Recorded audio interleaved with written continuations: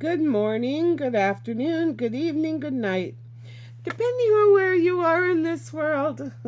God bless you. This is Gloria White, coming to you from Utah, USA.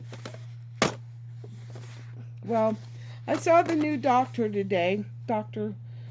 Coles, and I really like him. He's a much younger guy than my other doctor. Um, he was very thorough. He listened. Um, he wants me to try some omeprazole to see if that'll help with the nausea.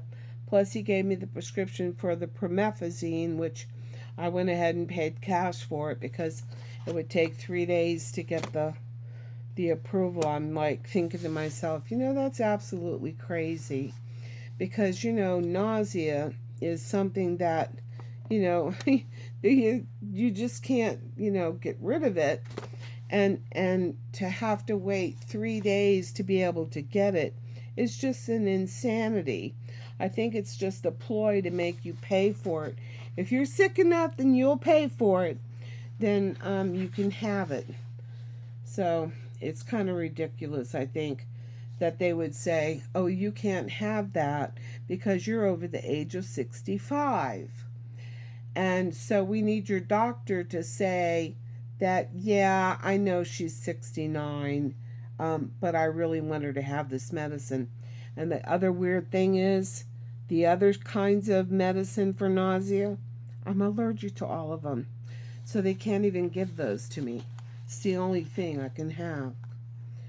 So, anyway, so he gave me some omeprazole and wants me to take that twice a day and see if that helps. Um, he drew a ton of blood, and I gave a stool sample, and so we'll see. I have to make an appointment to go back and see him in a week to get the results of the test.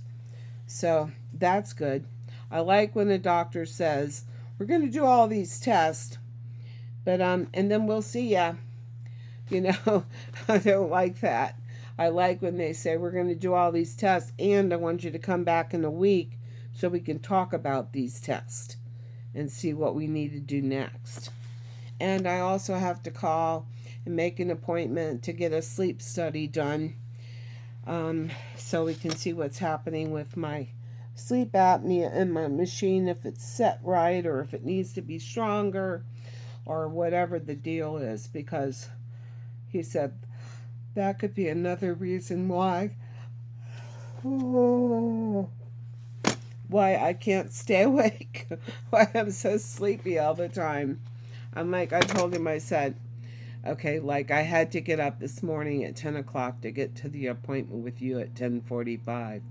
But when I woke up at 10 o'clock to the alarm, I looked at the clock and I was trying to figure out how long it would be before I could get back in the bed and go back to sleep. It's no way to live. But then, as it turned out, our apartment complex has been bought out by another group of people, and they don't have the electronic system set up so that you can pay with your debit card online for your rent. So I had to go out and try to get a money order somewhere because I have the Social Security little green card that's just a debit card, and there are no checks with it. Well, now I have a credit union account, but that is like way down the road, and I'd have to be on the bus, which I'm trying not to do that because I just don't want to be crowded in with a bunch of people that close. So, when I left the doctor's appointment, instead of going home, I went to the 7-Eleven, which I thought they used to sell money orders. Oh, excuse me. And when I got there, the ATM machine was toward the back over in the corner, and there were so many boxes and things, and it took the guy like half an hour to move the things for me to get in to the ATM machine. And there was no way in the world I was going to be able to back out of that tiny little space because everything was rubbing on both sides as I was going in. And to back up out of that, it would have to be perfect. And so I called out, "Customer, customer, please help me." And so this gentleman came and I said, "I can't get out of here. And I need some of this stuff to be moved so I can get out of here," rather than try to even attempt to try to do the backing up for 30 feet.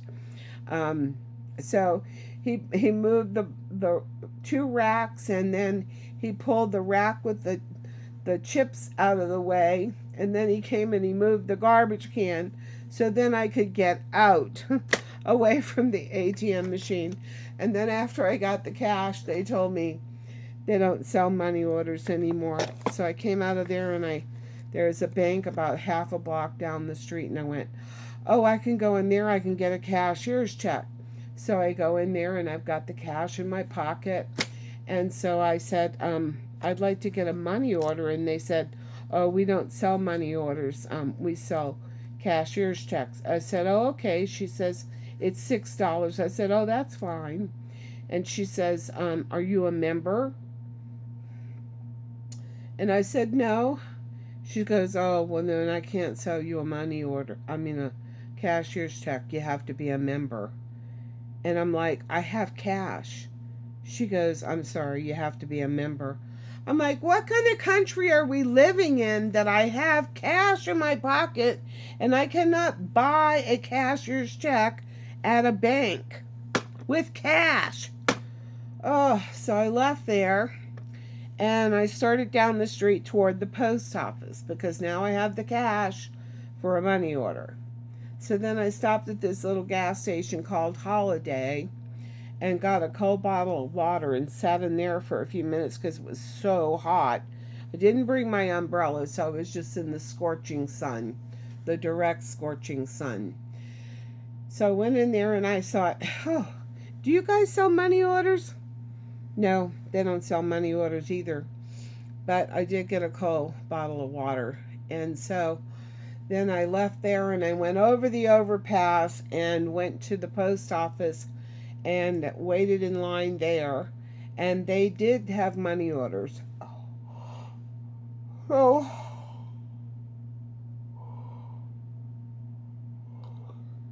So I got the money order.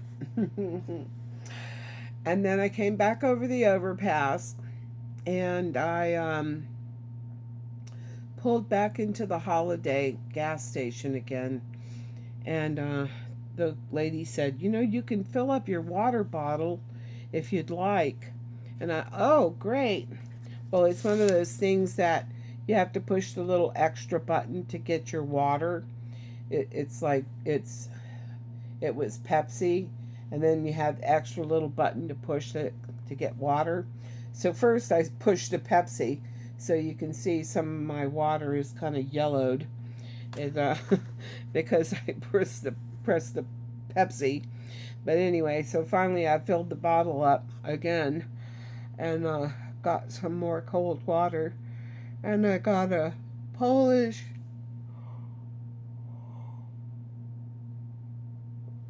Polish smoked sausage, and I had that sandwich. Um, and then I felt more human, and I ate it in the store, soaking up the cool air and drinking my cold water. And so after I was cooled off for a while, I left again and went over to the apartment complex office where I filled out the money order and paid my rent. And I said, "Are you guys going to get some kind of electronic way to pay?" She says, "Yeah, we're working on it. But the problem is, Gloria, every time we're putting in all the information, it gets to a certain point and then it kicks us out." And I'm like, "Oh, well, put some in and then save it, you know?" She goes, we do that, but when it kicks us out, it kicks everything out. I'm like, "Oh my Lord." So I don't know if I'll have to do that again next month with the getting the money order. The other thing I guess I could do would be to have Social Security put over the amount of money that I need for my rent into the credit um, credit union account,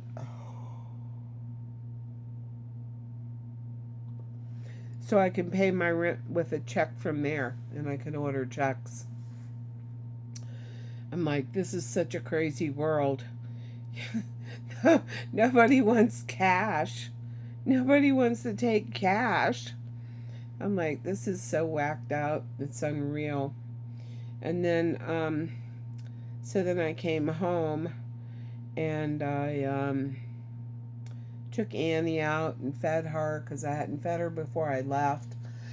And then I waited a while and then I took her out again and then I came in and I went back to bed.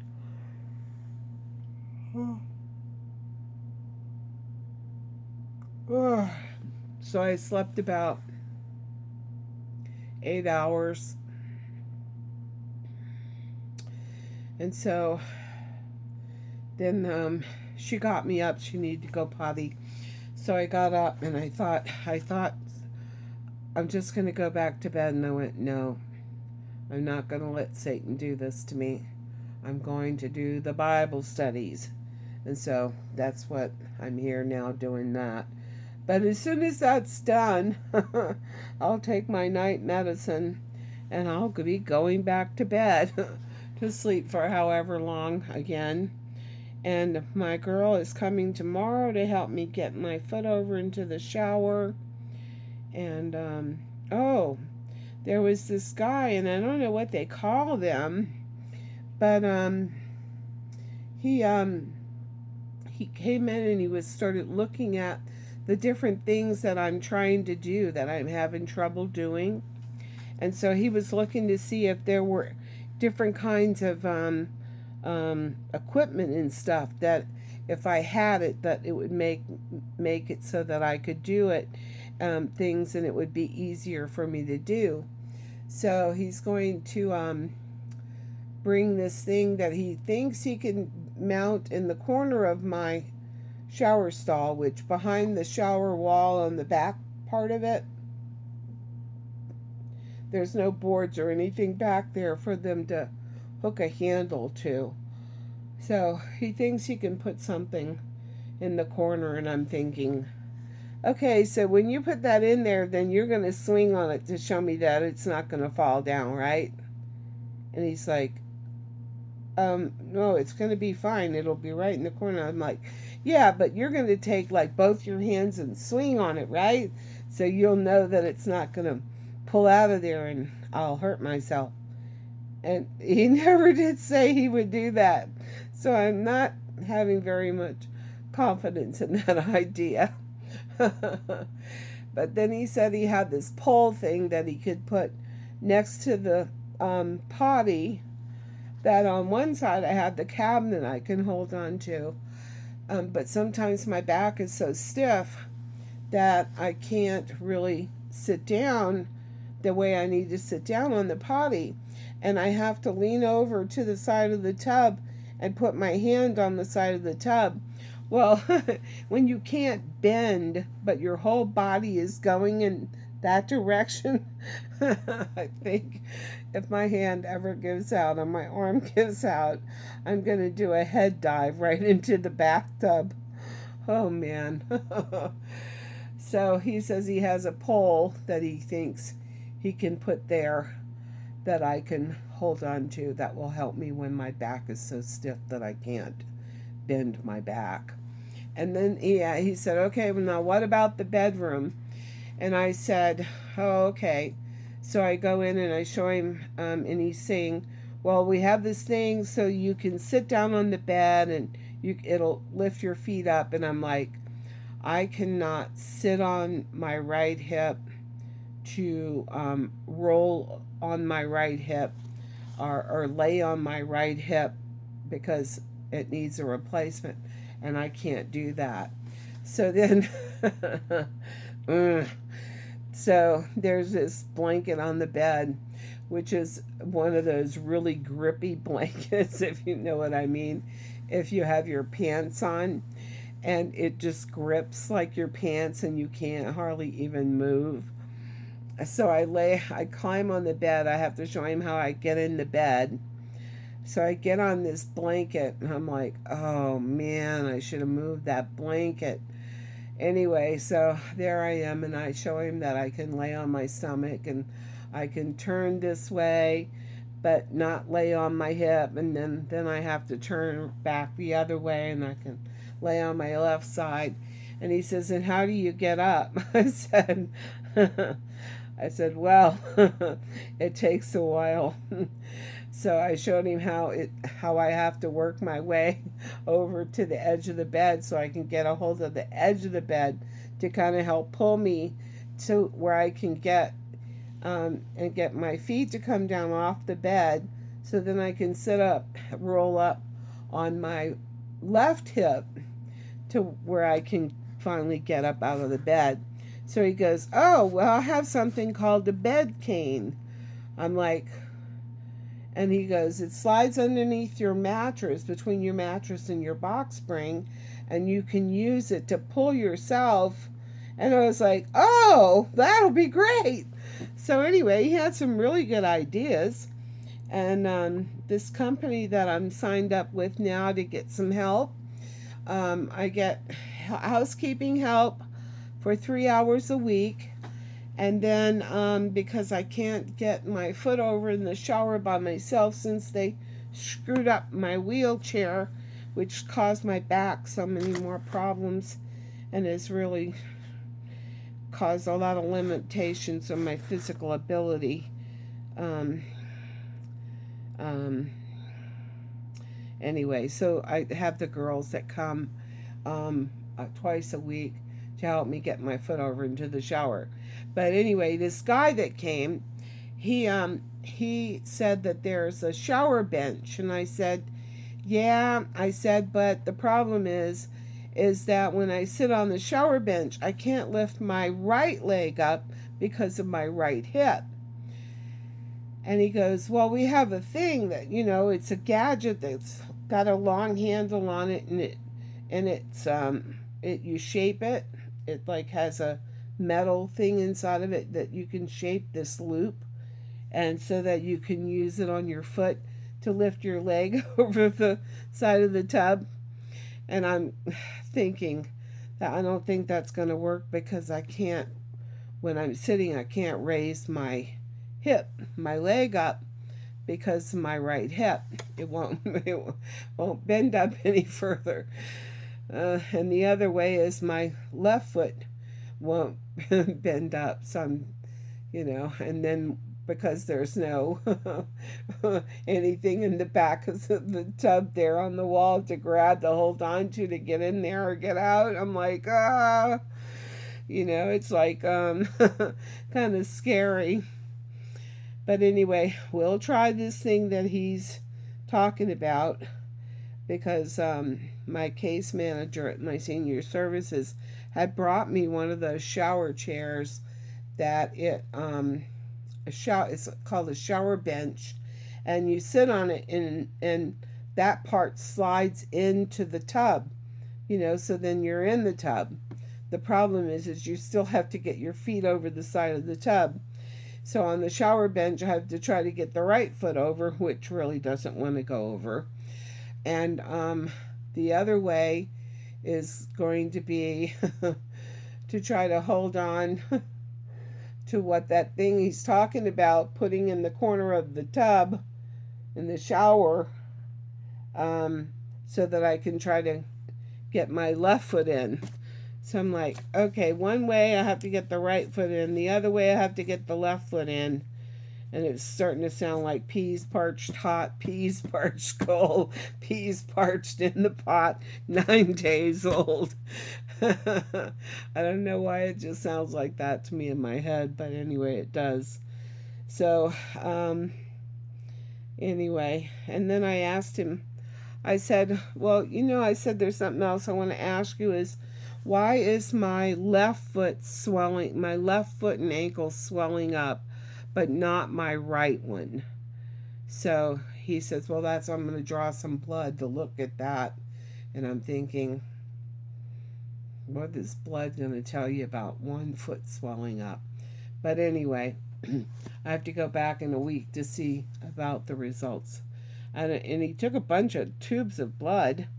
Um, she actually took some of them from this arm, but then um, she she had to get the blood. She called me before I had left the clinic. She said, I need you to come back because I put the blood in the wrong colored tube. So I need to put it in a different colored tube. So I go back. So she pokes this arm, but then the blood won't come out. She can't get the blood out of this arm. So I had to give her this arm back again. And so she poked holes in that one again. And finally, and not much blood would come out. She says, I don't know why. The blood's not coming out like before. I'm like, I don't know. So anyway, then I had to follow her over to the lab. Well, she asked him, is that enough blood in there, or do we need to get more? And fortunately, it was enough. So then I went to the pharmacy and picked up my prescriptions, and then off to get the rent money order adventure I went. I think it was around almost 3 o'clock before I got home. And I had left here at 10:30 to go to my doctor's appointment. I got out of there about 1. It took like 2 hours of running around in the heat.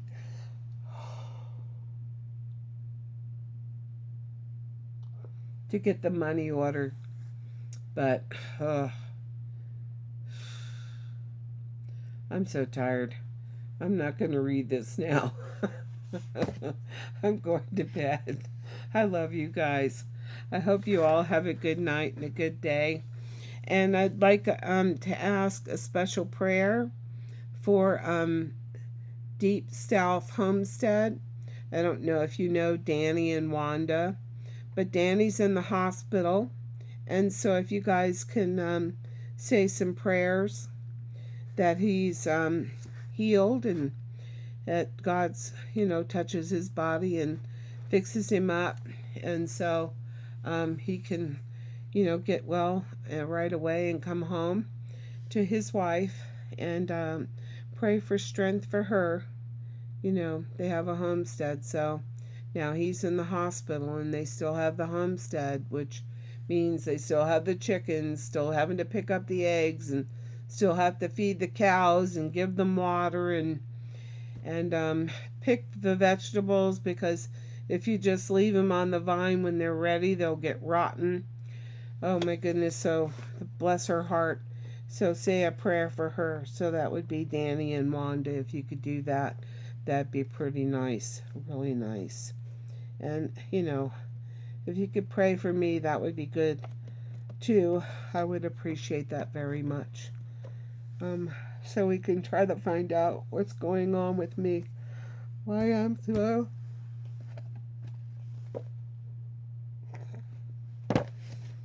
so sleepy. I can hardly keep myself awake more than 2 or 3 hours at a time before I feel like I've been up for all day and I have to go back to bed. Whacked, man. It's so whacked. I'm like, before the wheelchair was broken and it started messing with my back and was hurting me so bad that I had to spend so much time in the bed on pain medicine that I just wasn't up moving around much, and I was having a hard time doing anything. And then I finally went and got the MRI done, but then I caught COVID. Then I got the strep in my nose and my sinus. Then I got some kind of eye infection. So I got eye drops for that. And I had to stop taking the antibiotics because I had that C. diff stuff before, and the doctors are very worried about me getting that again. And so now I have to take the omeprazole, and I have this for the nausea, which it's kind of weird when I get nauseated. If I eat a little something, it'll stop the nausea. But then, not too long after that, the nausea is right back. So, I said, oh, I'm just like almost constantly eating when I'm awake to try to combat the nausea. So, anyway, I paid $15 for this little bottle of pills, 30 pills,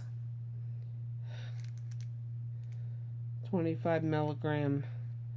They're generic for Phenergan. So I'm going to take one of these with my other pills and try to go to bed. And I will see you tomorrow, God willing. And as always, I love you. Oh, it's so ridiculous. Oh, man. Okay. I love you. Take care.